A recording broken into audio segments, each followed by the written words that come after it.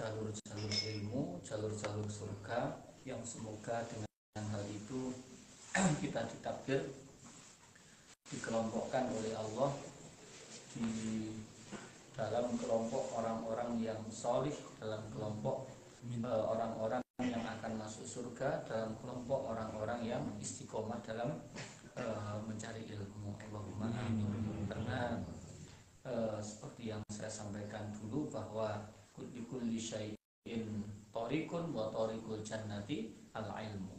Segala sesuatu itu punya jalan dan jalannya surga adalah ilmu. Wa kullu syai'in wa likulli syai'in miftahun wa miftahul jannati hubbul fuqara wal masakin wa fi riwayatin akhar hubbul wa thariqul jannati la ilaha wa miftahul jannah la ilaha illallah. Jadi ketika sudah menempuh satu perjalanan itu nanti kalau masuk dalam satu tempat itu butuh kunci. Lah kuncinya surga itu dalam satu riwayat mengatakan fuqara wal masakin, hubbul fuqara, cinta orang fakir, cinta orang miskin. Di riwayat lain adalah kalimat la ilaha illallah. Artinya bahwa ketika surga itu adalah tempat yang sangat luas, tentunya pintunya banyak. Dengan pintu banyak itu tentu butuh kunci yang banyak, dan kunci-kunci itu masing-masing ada pintunya masing-masing, tentu berbeda pintunya. Nah, maka semoga kita masuk dalam bagian orang-orang yang punya pintu, punya kunci tersebut. Bahwa kita masih berada di tentang masalah sholat. Di masalah sholat, sekali lagi begitu pentingnya masalah sholat sampai setiap kitab itu pasti juga membahas masalah sholat. Juga karena memang ya awwalu ma yuhasabu bil abdu yaumil qiyamah as-sholat. Pertama yang akan ditanyakan oleh Allah adalah masalah sholat. Jika sholatnya beres, maka seluruh sairu amalihi, seluruh pekerjaannya, seluruh ibadahnya itu akan berpotensi besar diterima oleh Allah. Jika tidak, maka ibadah-ibadah yang lain itu juga berpotensi tidak diterima. Maka begitu pentingnya masalah sholat. Maka itu yang harus kita ingatkan. Cara Allah menanyakan hambanya ketika orang mengaku sebagai hamba, orang mengaku sebagai hamba. Kita kan hamba itu kan ngaku loh jadi. Nah, ini biasa. Ojo tulis jenengku, tulisan hamba Allah. Padahal kita itu jadi hamba itu ngaku-ngaku. Belum bisa dipastikan itu betul-betul hamba. Lek jenenge hamba itu ya orang yang manut dengan perintahnya sayyid. Nah, itu namanya hamba. Satu-satunya orang yang oleh Allah diakui sebagai kehambaannya adalah Nabi Muhammad. Makanya Nabi Muhammad itu ketika di surat Al-Isra itu kan dikatakan subhanallah asra bi abdihi, ya, maha suci Allah yang telah mengisrokan, memperjalankan hambanya. Jadi disahkan oleh Allah tentang kehambaan Nabi Muhammad. Kalau kita itu hamba itu hanya ngaku-ngaku. Jadi ngaku-ngaku sebagai hamba.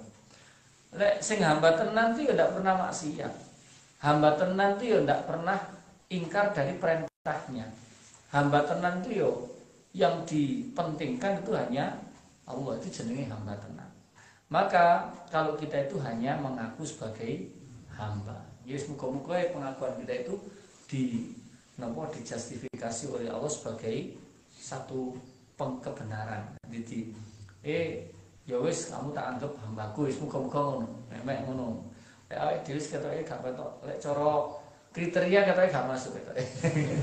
Masuk ketoke. Oh, hamba iku wis belas wis kae. Wis Kanjeng Nabi wis apa jenenge ndak ada napa pandangan lain kecuali Allah. Apapun yang menjadi standarnya adalah standar Allah. Oleh kita yose Nggih, ngaji lek gak repot ya budal, lek repot ya ora. Salat iki lek apa jenenge lek gak rasa-rasen yang kumpul sih. Ya itu kan kita ndak iso distandarkan sebagai hamba, itu ndak iso. Yes ngaku sebagai hamba. Yes masih oleh 10% ini, yes muga-muga 10% itu diterima oleh Allah karena Allah itu syakurun, zat yang maha mudah menerima. Jadi kita harapkan itu, kita harapkan itu syakurnya Gusti Allah, kita harapkan itu Rahman dan Rahimnya Gusti Allah, sehingga seberapapun pun banyak dosa yang kita perbuat itu lebih banyak ampunan yang Allah miliki. Nah, kita harap seperti itu. Pun kita lanjutkan. Bab arkanis sholati. Bab ini menjelaskan tentang rukun-rukun sholat. Nah, rukun ini seru kabeh, pokoknya rukun. Rukun itu lek napa jenenge cara bahasa ya janibus syai'al aqwa, pojokan napa bagian yang paling kuat dalam satu bangunan itu rukun. Kayak misalkan di ini ya sing kuat ini saka-saka niki. Jadi bagi rukun ini pojokan. Rukun Yamani itu pojok arah Yaman yang di Ka'bah itu ya rukun, pojok paling kuat. Nah, kalau secara istilah adalah ibaratun an juz'in minal mahiyah la tatahaqqaqu illa bihi. Jadi satu ungkapan yang digunakan untuk satu bagian, jadi satu perbuatan yang tidak bisa dinyatakan kecuali dengan perbuatan tersebut. Jadi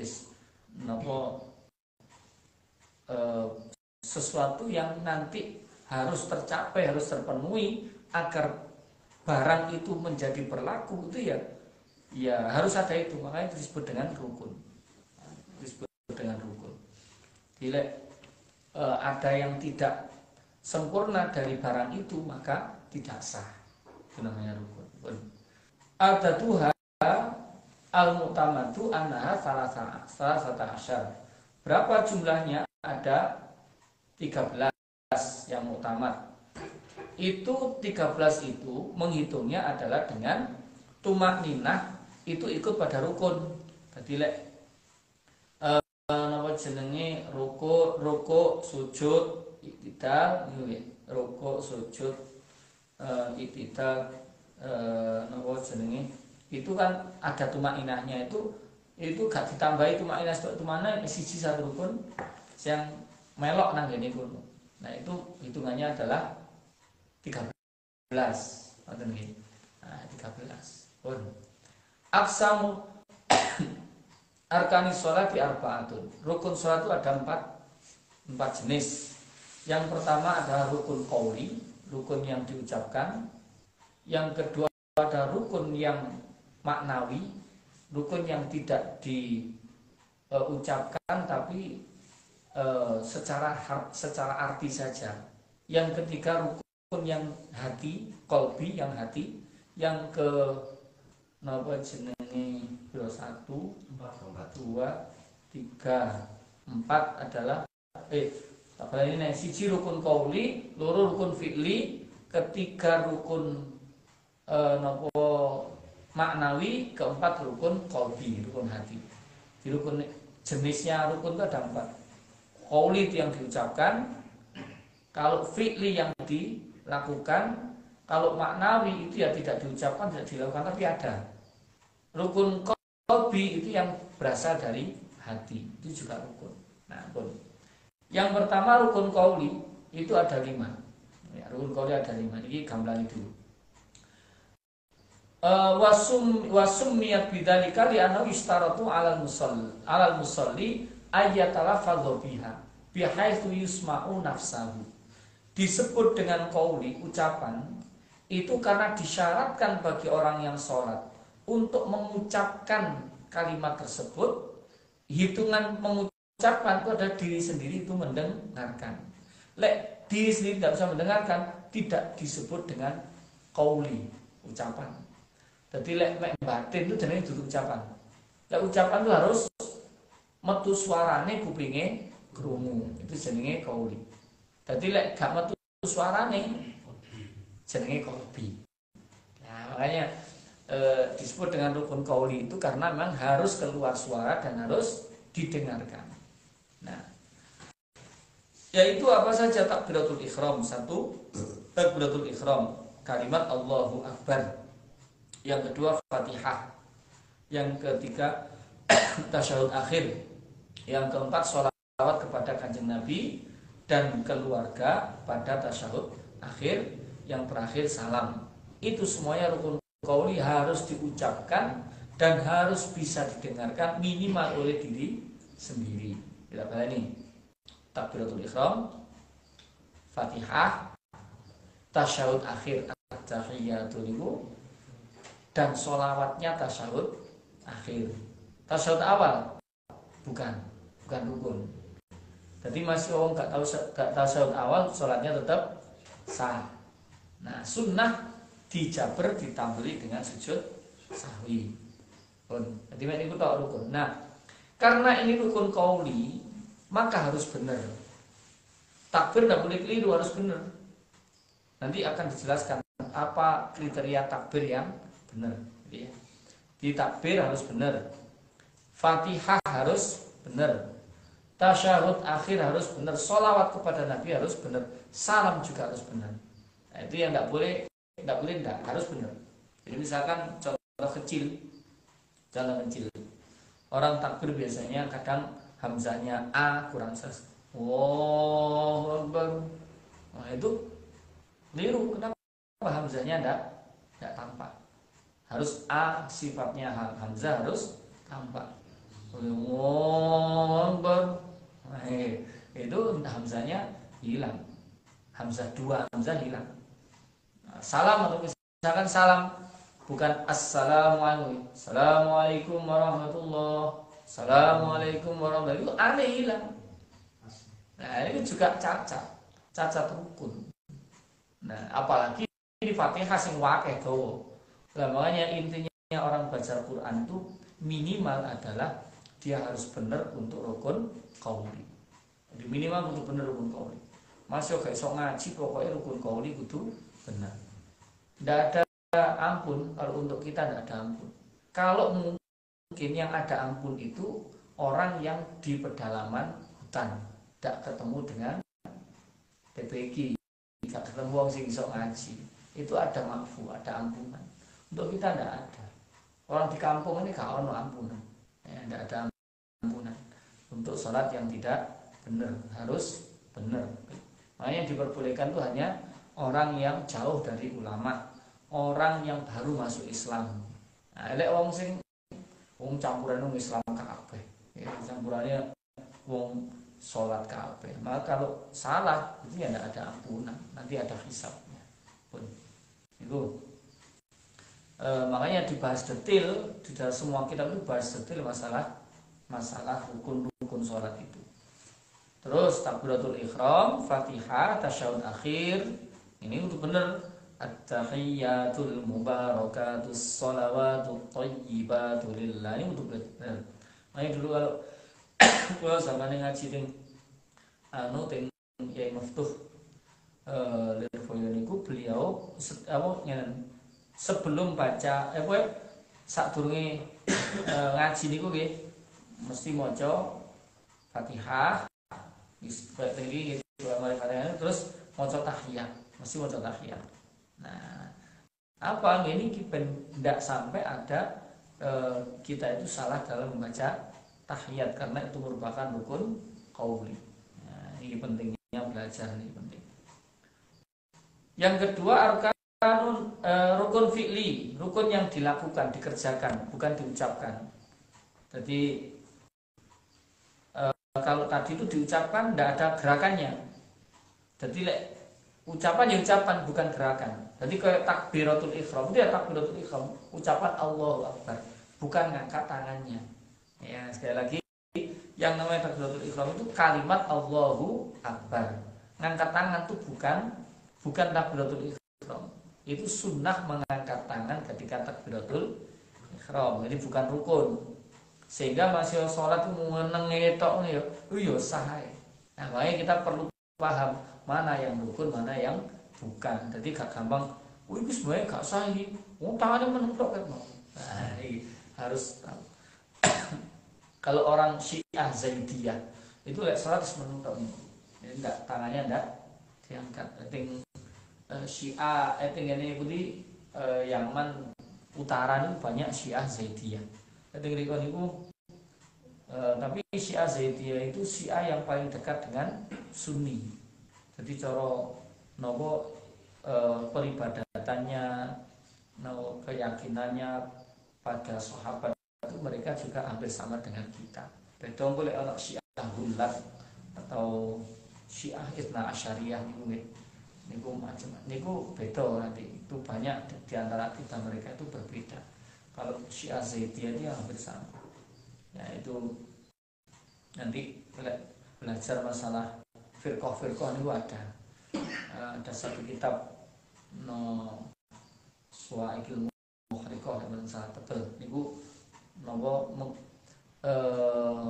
tengriku wonten firqah sempalan Islam sempalan di dunia itu disebutkan yang tampak yang besar gitu ya nopo Mujassimah termasuk yang akidahnya diikuti oleh Wahabi itu si yang Islam yang Mujassimah, punya aliran Mujassimah, menjisimkan Allah, menganggap Allah itu ya punya tangan, punya kaki, itu Mujassimah, bertempat di langit gitu ya, itu Syiah Mujassimah. Kok Syiah akidah Mujassimah. Ada Syiah itu juga dibagi bermacam-macam ya. Terus ada Khawarij yang sudah muncul sejak Sayyidina Ali. Khawarij pun fi'li itu apa saja ada 6. Kalau yang qauli ada 5. Tidak banyak ini, qauli ada 5. Takbir, Fatihah, tasyahud akhir, sholawat, salam. Apa lagi? Pak menit takoki kudu. Rukun qauli ana pira? 5. Takbiratul ihram, Fatihah, tasyahud akhir, sholawat, salam. Gampang. Pokoke iku beres sah salat. Jadi hitungannya ngono tok. Sing delok wong salat sah karo gak delok. 5 iku beres saiki rukun fi'li. Rukun qauli beres, delok rukun fi'line. Nah, rukun fi'line ada 6. Berdiri bagi yang mampu ya, berdiri, rukuk, iktidal, sujud, duduk di antara 2 sujud, duduk tasyahud akhir. Nah, gitu ini. Berdiri, rukuk, iktidal, sujud, duduk di antara 2 sujud, duduk tasyahud akhir. Wes. Tahiyat awal ana ora?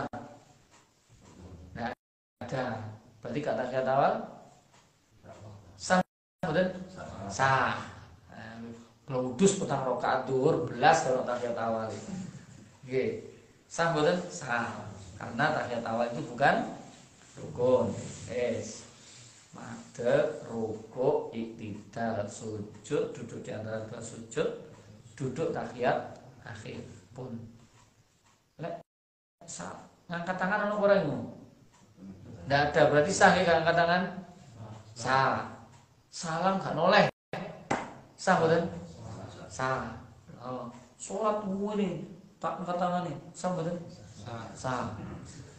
Nggih. Wis tenang ae delok wong salat macem-macem wis biasa mawon. Yang penting delok ae rukun qauli beres, fi'li beres, sah.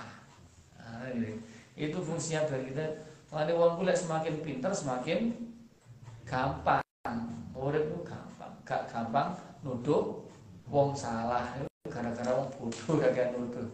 Mengenai wong rasan-rasan bisa wong bodoh. Wong pintar guys, seru ilmune wis aman. Gak gampang nuduh wong. Bun, yang keempat rukun yang hati. Rukun yang ketiga dulu. Telu durung kok. Ketika rukun maknawi itu rukun hanya satu, yaitu tartib. Tartib itu ya gak diucapno, yo gak dikerjakno, tapi urutane susunane. Gak oleh rukuk dhisik terus napa? Baru tahiyat. Nggih. Jadi kok bener nggih, bener rukuk. Misalkan wah ngene iki nak tahiyat dhisik timbang rukuk. Iku kan menisan padha adat kesukaan sing adat tok lungguh tok itu tidak boleh. Harus sesuai dengan urutannya, itu namanya tartib. Itu rukun maknawi. Yang keempat rukun yang kolbi, yang hati. Nah, rukun yang hati mana? Yaitu satu niat. Nah, ini itu gak ketok. Niat itu tidak ketok. Niat itu hanya di dalam hati. Mengucapkan niat itu namanya talafut bin niat, hukumnya sunnah. Jadi mengucapkan niat itu sunnah. Masih gak mengucapkan tetap sah. Mana wong gak muni usolli, gak sah salate. Usolli itu sunnah. Yang jadi rukun itu usolli tapi di dalam hati. Justru yang diucapkan itu bukan niat tapi talafut bin niat. Yang diucapkan itu adalah mengucapkan niat, hukumnya sunnah. Kenapa kok sunnah? Itu untuk memudahkan hati mengucapkan niat, menuntun hati. Itu usolli itu menuntun hati. Dan nanti ketika wis takbir iku atine iso ngomong usolli. Ngoten nggih. Wis ora Allah akbar. Satu apa ya? Nah, tapi lek didhawuhi usolli fardhu dzuhri, pas ngene, pas Allahu akbar itu atine iso ngomong padha karo sing diucapno tas niki. Niku rukun hati hanya satu, yaitu apa? Ya, rukun qauli yang kemudian 5, rukun fi'li 6, rukun maknawi 1, rukun qalbi wis 6 sing rukun fi'li napa mawon? Berdiri, rukuk, sujud, i'tidal, sujud, duduk di antara dua sujud, tasawuf, duduk tasawuf akhir. Nah, ini ujian lulus. Saking gak ada ujian. Cara malah ujian oleh ijazah.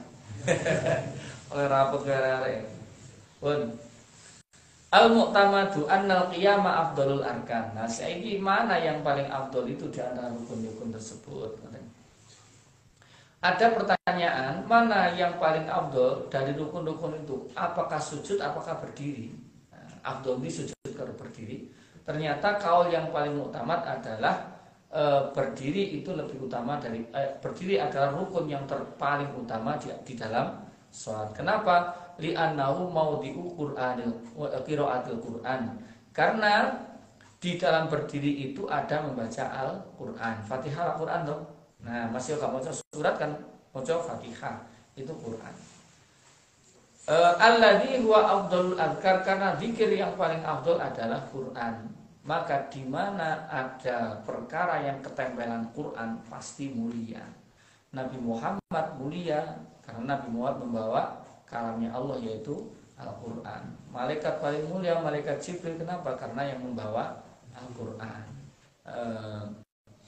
Rukun sholat yang paling utama berdiri karena berdiri ada Al-Quran, dan seterusnya. Makanya jangan sampai kita berpisah dari Al-Quran. Nanti di akhirat syafaat yang paling hebat adalah Al-Quran. Maka semoga saat ini kita setiap hari secara istiqomah belajar Al-Quran. Semoga nanti benar-benar Al-Quran bersama dengan kita. Waliqauli sallallahu alaihi wasallam, afdhalus sholati tulul qunuti. Salat yang paling utama adalah paling lamanya berdiri. Di salat paling afdhal itu salat sing ngadegi paling banyak, paling lama. Tapi khusus wong salat ijen lek dadi imam ora oleh. Nggih, kecuali imame makmume wis ridho kabeh. Iki kaya pondok-pondok Quran niku nggih, biasane khatam dalam 1 bulan itu khatam pindho biasanya. Khatam pindho, khatam pisan ya pas. Ting Yaman itu khatam pindho. Di tarawih mulai jam 7:30 sampai jam 11. Gitu. Terus kan yo ana sing tiba barang niku. Salat marabruk ngono ya.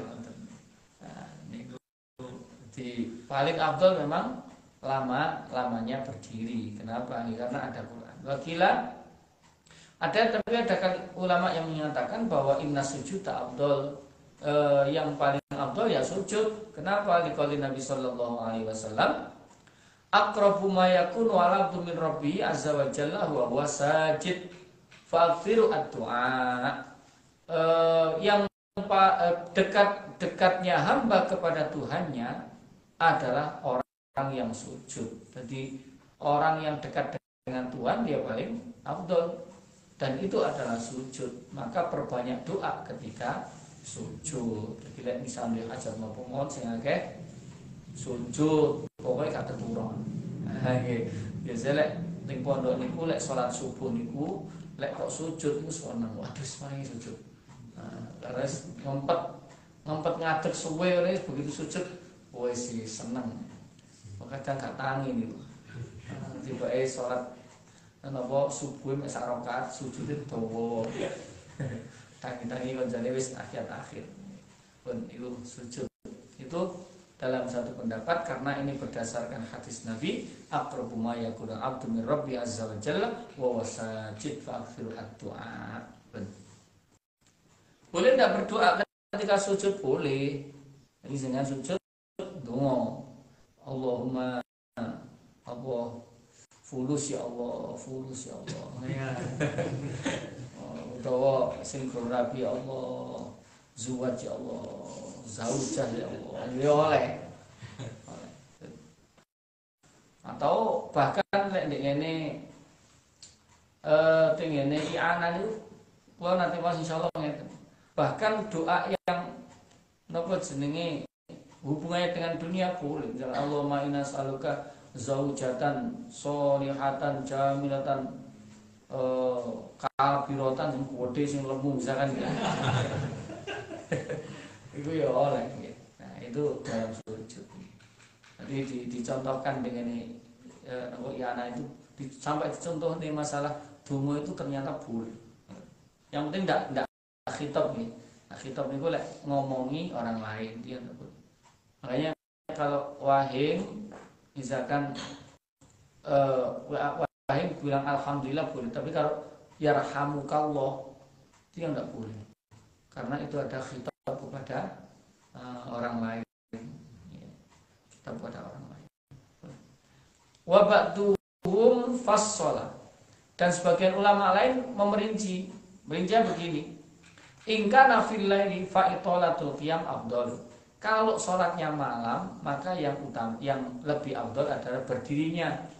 Wa in kana fil nahar fa iktsaru minas sujudi afdal. Le awan niku sing afdal sujud. Jadi diperinci oleh ulama lek encen bengi sing afdal sing ngadege.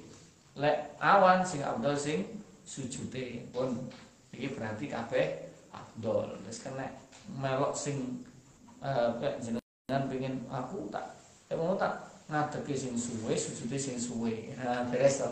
Oleh afdal iki kabeh. Menurut semua ulama iki afdal iki. Afdal pun. Pak boleh iya afdal salat ya lumayan. Pun ini saya bahas tunggal mawon. Ini panjang, tapi saya bahas siji mawon dan ini singkat masalah niat. Nah, sekarang rukun yang pertama niat. Mana tempatnya niat dalam hati? Wat talaffuz biha sunnatun. Mengucapkan niat hukumnya sunnah. Tempatnya niat di dalam hati. Jadi usoli itu namanya talaffuz bin niat. Wa waqtuha asna at-takbir. Tempat kapan waktunya? Di tengah-tengah takbir. Kalau kabbaro biduni ayyastahdiroha summa ba'da takbir nawa falatan akidu sholatuhu. Sehingga kalau dia takbir tanpa niat, tanpa menghadirkan niat, begitu selesai baru menghadirkan niat dalam hatinya, maka sholatnya tidak sah. Misalkan Allahu Akbar sholli fardhu dalam hati tapi sholli fardhu, tapi sekali takbir itu tidak sah. Jadi kapan? Yo kudu nok ngene tengah ketika Allahu Akbar itu kalau artinya muni usolli fardhu. Gitu. Makanya kudu ngerti nanti bagian-bagian niat niku apa saja yang harus ada. Lek gak ngono nggih repot. Repot jenenge lek melok ning ngene tuntunan salat niku duwowo. Sholli fardhu dhuhri arba rakaat. Maya kadang Allah. Soalnya itu jero atine noto. Kapate apa soalnya? Kapate apa nih? Allah. Sholli fardhu dhuhri arba rakaat sowe. Pokoknya rada lali-lali. Sowe. Nah, makanya nanti harus tahu bagian-bagian apa yang harus ada biar nanti kita itu tidak sulit dalam niat. Nah, ini penting. Pun itu ya istighdar, menghadirkan niat di dalam hati ketika membaca takbir dari tengah-tengah. Allahu Akbar. Makanya untuk jalalahnya Allahu Akbar itu boleh, bahkan kalau dalam nopo i'anah niku sampai 6 alif. Namanya berarti 12 harokat. Sampai diperbolehkan saking karena masalah niat ini sampai boleh Allah niku suwene 12 harokat. Nah, ini sak harokat itu sayunan. Nggih. Lek napa dua harokat itu satu ayunan. Allahu Akbar, Allahu Akbar itu dari satu ayunan. Tapi untuk takbir khusus takbiratul ihram itu diperbolehkan 6 harokat. Lek kula tanget ngene tiang sing ahli Quran ndak boleh, itu mungkin salah sabkul kolam, salah cetak. Mungkin maksudnya itu 6 harokat bukan 6 alif. Lek 6 harokat itu berarti 6 ketukan. Lek 6 alif niku berarti 12 ketukan. Karena satu alif itu 2 harokat. Nah, kalau tangkatakan itu sabkul kolam itu mungkin salah cetak, mestinya 6 harokat. Nah, tapi kalau tangkatakan malah tinggal ini yang lain unda ulama-ulama pengarang ulama-ulama termasuk Abu Bakar Syatani pengarang yang Torik itu juga ahli Quran. Mbak Hadratus Syahsyim Asy'ari niku ternyata juga menguasai qiraah asyroh. Nah, niki nembe mawon kula mireng. Kan nyata yang terkenal Hadratus Syahsyim Asy'ari itu kan hafal kutubus sittah, kitab hadis yang 6. Nah, ternyata sinten Kiai Mun'im Syadzili niku abae, jadi pas beliau buka kitab abae niku Kiai Syadzili niku ngaji qiraah asyroh itu pada Hadratus Syahsyim Asy'ari. Nah, berarti beliau itu tidak hanya hafal kitab hadis yang jumlahnya 6. Beliau juga menguasai qiraah asyroh. Qiraah asyroh itu jenis bacaan Al-Qur'an. Nah, ada 10 riwayat, 7 itu yang masyhur, yang 3 mutawatir. Lek awake kan siji sik belajar siji khatam-khatam gitu. Jilid loro gak munggah begini. Ini satu ada. Nah, jenis bacaan itu ada 10. 10 itu 10 imam, itu masing-masing imam punya 2 rawi. Nah, 2 rawi. Berarti wong apal Quran itu kalau apal Quran tok nggih, bukan yang menguasai qiraah asyroh, itu apa 1/20 Quran. Nah, pemane mek 10 tok. Nggih, seperwakeh niku. Nah, pun tempatnya di dalam hati. Sekarang derajatnya niat bagaimana? Ada 3. 1. Kalau sholatnya fardu itu harus ada qasdul fi'li, ta'yin, fardiyah. Ada 3 poin yang harus ada ketika sholat fardu. Qasdul fi'li, ta'yin itu menentukan sholat apa, sama fardiyah, fardu apa bukan. Jadi sholat zuhur harus ada usolli fardhu zuhri. Yang wajib ada itu usolli fardhu zuhri. Kadek lian-liane sah. Jadi lek wani sebut sholat fardhu zuhri cepet dah. Nah, tapi lek sholli fardhu ya barokah mesti tahu. Ini kudu ro iku. Lek ngene iki usolli harus ada. Fardu apa bukan? Fardu. Terus zuhur, asar, maghrib, isya iku dono. Nek telu di sing wajib lek salat fardu. Yang kedua lek salatnya salat sunnah sing punya waktu. Salat sunnah punya waktu kayak salat duha, salat witir, gitu. Atau salat yang ada sebabnya kayak salat gerhana, istisqa, tahiyat al-masjid, gini ku ono sebabe. Lek ono sebabe harus ada dua, yaitu usolli sama takyin. Nah, misalkan salat duha atau usolli duha. Nah, coba usolli tahiyat al-masjid, usolli istisqa, usolli idul fitri. Nah, gini ku kena. Di ora usah mikir dawa-dawa, mungkin takbir mari kesuwen. Nggih. Nggih lek niat niku sing lengkap ana telu. Qasdul fi'li, ta'yin, fardhiyah. Qasdul fi'li, ta'yin, fardhiyah. Lek salat fardu kudu ana telu. Qasdul fi'li yaitu sholli, ta'yin menentukan salat apa, fardhiyah kefarduan. Lek salat sunnah yang ada waktunya cukup dua. Usolli sama takyin, duha apa di qasdul fi'li sama takyin. Terakhir, kalau sholatnya sholat sunnah mutlak harus ada qasdul fi'li tok usolli.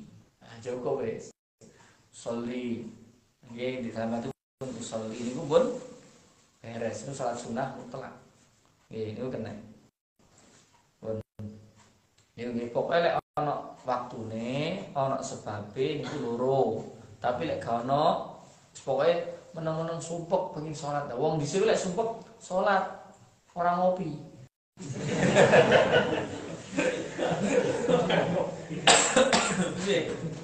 Sumpek nang kafe, nongkrong. Orang dulu itu kalau sumpek, kalau susah, misalkan tukaran karo bojone mlayu nang masjid iktikaf. Iki salat. Gila wong dhisik. Mane wong dhisik niku masjid niku nggih rame wae wong sumpek. Saiki niku sing rame kafe, soalnya wong sumpek mlayu nang kafe. Zaman saiki ngoten. Lah sing kan masjid niku rame. Kenapa ini? Karena larinya orang-orang itu kalau sudah dia dalam kesulitan, dalam kesusahan itu mlayu nang masjid. Ya, soalnya nang masjid itu gak wong diutang niku kok nang masjid gak retake. Gak kira nagih utang nang masjid. Makanya wong dhisik nang diutang gak iso nyaur mlayu nang masjid. Ya bisa jadi ada dua kemungkinan. Mungkin sambat nang pangeran ben iso nyutang, nomor loro ben gak ditagih. Kemungkinan itu kemungkinan. Jadi memang tapi larinya ke masjid. Tapi di kafe kan ada kemungkinan tagih loh. Nah, makanya itu orang-orang dulu seperti itu. Pun niku masalah untuk rukun yang pertama niat. Pun pertanyaan udah masalah. Udah tadi. Pun mau sih.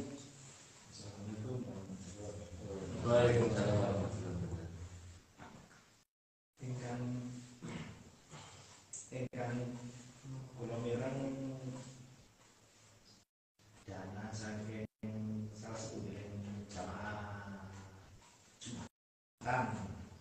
Terus mereka menyalurkan dana sekian dari angka Allah sebagainya. Sama antuni mireng terasa menika kula kinten kok alah biar ngaku-ngaku Islam Allah dan dekati Nabi mengaku Mbah Allah.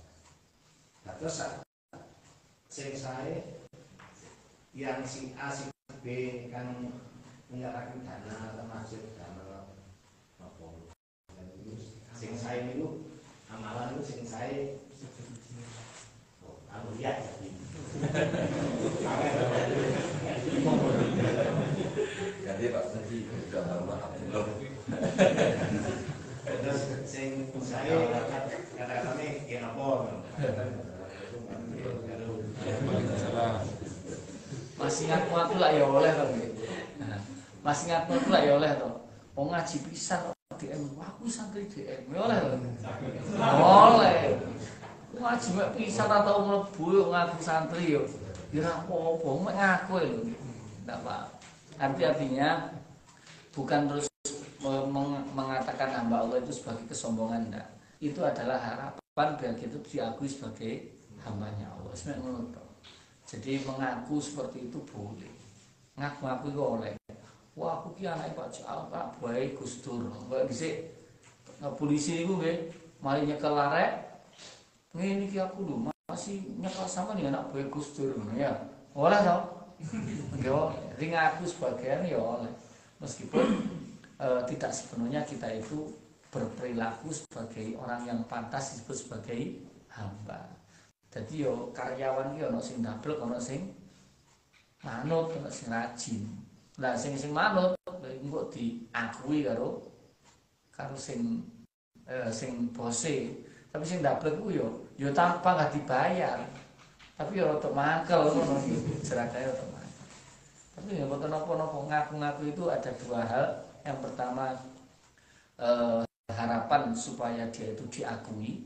Yang kedua biar dia terlepas dari kesan bahwa dia adalah bukan orang yang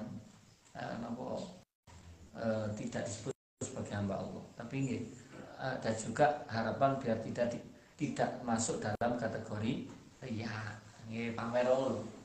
Jadi pamer itu ya tidak boleh, tapi tidak selamanya pamer itu tidak boleh. Yang penting hatinya itu ikhlas. Jadi ini ya. Jadi pamer kadang-kadang kita itu tidak bisa membedakan antara nopo dengan tahadus bin nikmah, menampakkan nikmat yang Allah berikan dengan pamer. Jadi, pamer itu berarti dalam hatinya memang ingin dipuji oleh orang. Tapi kalau tahadus bin nikmah itu ingin menampakkan nikmatnya Allah, meskipun nanti akhirnya ada orang memuji. Jadi, tapi hatinya itu pengen betul menampakkan nikmatnya Allah, meskipun akhirnya orang memuji tapi dia tidak merasa nikmat dengan pujian itu, biasa dipuji dengan tidak pamer. Sehingga kalau sholat itu kalau sholat wajib fardu itu sebaiknya ada hukumnya, fardunya dan pokoknya sebaiknya dilakukan dengan jamaah. Tapi sholat sunnah sebaiknya tidak. Nah, kecuali yang sholat sunnah memang disyariatkan jamaah. Kalau misalnya sholat tahajud itu tidak disunahkan jamaah, dan tidak disunahkan ditampakkan. Tapi sholat fardu tampak no. Zakat fitrah itu kudu diketokno. Tapi sing sedekah sebaiknya tidak. Yang wajib sebaiknya ketok, sing sunnah sebaiknya tidak ketok. Itu standarnya seperti itu. Tapi nanti juga tidak menutup kemungkinan meskipun itu sunnah kita tampakkan dengan tujuan agar orang lain itu mengikuti, itu juga boleh. Nah, bahkan itu hukumnya juga sunnah, masuk dalam kategori man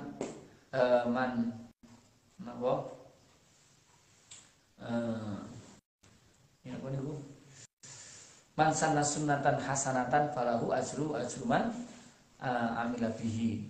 Ya. Orang yang memulai perkara yang baik, maka orang yang ketika ada orang yang mengikuti, maka orang itu tetap mendapatkan pahala sebagaimana orang yang melakukan kebaikan. Jadi lek awake dhewe kok apa jenenge ngetokno sedekah 1 juta, malah wong wah wong ngene karo 1 juta aku tak ngetokne 1,5 juta. Tahun itu juga baik. Artinya apa? Orang lain jadi semangat untuk bersedekah. Nah, dan itu berarti memulai kebaikan yang orang lain akan mengikuti kebaikan itu. Maka itu masuk dalam kategori man sanna sunnatan hasanatan. Sama dengan keburukan, man sanna sunnatan sayyi'atan falahu, dan seterusnya. Orang yang melakukan satu kejahatan, ketika ada orang lain mengikuti kejahatan tersebut, maka dia mendapatkan siksa, dosa dari kejahatan yang dilakukan oleh orang yang mengikutinya. Itu namanya bid'ah hasanah sama bid'ah sayyi'ah. Pun seperti terima nggih. Nggih. Karena Anda dengan bacaan di luar surat seperti yang dikatakan ketika bersin ada yang mengucapkan subhanallah karena dikasih bukan nggak apa-apa gitu asal tidak dijawab. Jadi sepertinya batasnya seperti apa? Jadi, gini, sholat itu kan tidak boleh omong-omongan. Nah, kali yang boleh kita omong-omongan sholat itu hanya satu kepada Allah, dua kepada kanjeng Nabi. Kepada selain itu tidak diperbolehkan atau membatalkan sholat. Di sholat itu ngomong kan batal, tapi lek zikir kan tidak. Nah, zikir kan tidak. Nah, sholat sendiri kan ada khitabnya, iyyaka na'budu. Itu kan kita omongan dengan Allah. Kalau sholawat itu kan kita omongan dengan kanjeng Nabi. Assalamualaikum ayyuhan nabiyyu. Itu kan kita salam kepada kanjeng Nabi. Lah boleh omongan dengan Allah, boleh omongan dengan Nabi, yang tidak boleh omongan dengan orang. Nah, ini misalkan sholat moco ngomong ya garing kumbahane konotasi kok garing kan ngomong, atau bahkan cuma satu kata tok. Misalkan sido lu ngopo ora yo batal meskipun cuma satu kata, karena itu omongan. Tapi kalau omongan dengan Allah dengan kanjeng Nabi itu tidak membatalkan. Itu batasannya mana? Batasannya yang tidak boleh ngomong itu adalah ngomong selain dengan Allah, selain dengan kanjeng Nabi. Misalkan kanjeng Nabi masih hidup, misalkan hidup, terus sampean sik sholat, dijak omong karo kanjeng Nabi, kamu nanti ikut apa ndak? Misalkan, nggih kula nderek, ndak batal. Khusus dengan kanjeng Nabi itu ndak batal. Kalau untuk yang lain tetap batal. Jadi poin wilayah batasannya kita anggap misalkan ngene iki ngomong karo wong. Nah, ya iki batal. Itu kalau yang omong-omongan ya. Atau ngomong sendiri yang bukan bacaan sholat dan bukan zikir dan bukan doa. Itu juga tidak boleh. Nah, kan pas saya sholat ini ngomong-ngomong itu tidak boleh. Pokoknya yang bukan zikir boleh. Dan kalimat baca asyhadu an la ilaha illallah yang bukan sholat terus subhanallah itu boleh. Masa pas ngadeg ngoten iki zikir la ilaha illallah. Yang penting tidak sampai memutuskan Fatihah, memutuskan rukun qauli, yang tidak boleh. Misalkan sholat iyyaka na'budu wa iyyaka nasta'in subhanallah. Nah, teruskan ihdinas siratal mustaqim, itu tidak boleh membatalkan rukun qaulinya. Kecuali yang memutuskan itu yang maslahat dengan sholat, kayak amin. Misalkan kita sih baca alhamdulillahirabbil alamin arrahmanir rahim imamuni waladhdallin amin iyyaka na'budu wa iyyaka, terus kan itu enggak apa. Itu enggak sampai itu enggak memutus. Tapi kalau yang memutus itu bukan yang ada hubungannya dengan sholat, enggak boleh. Kayak wahid terus alhamdulillah, itu memutuskan. Itu batasannya.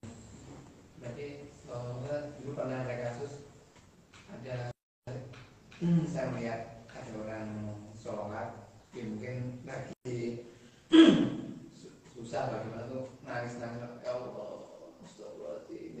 Itu pernah jadi perbincangan saya dengan teman gitu. Jadi saya mengatakan itu batal karena itu kan di luar bacaan sholat, bilang enggak apa-apa walaupun belum pernah selesai pembicaraannya. Ini gue belum. Gitu, pokoknya memutuskan apa enggak. Kalau enggak. Kalau zikir enggak batalkan. Ya Allah kan enggak zikir, enggak zikir toh. Ya Allah subhanallah, inna lillahi wa inna ilaihi raji'un. Misalkan ini enggak batal. Kata-kata salah. Napa?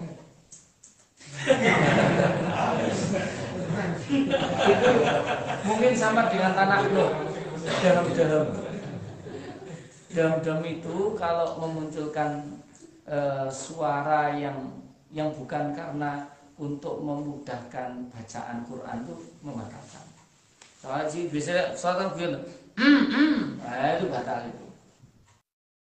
Karena sengaja memang isyarah dengan kata-kata. Tapi lek mergo matuk memang ya enggak apa-apa, atau karena keselak apa pas muni terus biasanya kadang agar suaranya bisa keluar tuh dahem boleh. Tapi kalau dahem dengan tujuan apa jeneng isyarat sesuatu itu membatalkan. Pamilata. Nggih, termasuk ngomong mboten latah niku. Saya ngomong ya batal. Nggih. Susah. Nggih. Lek termasuk ngomong latah, termasuk ngomong berarti nggih latah. Nggih. Lek latah niku kancane rukuk melok rukuk nek gak.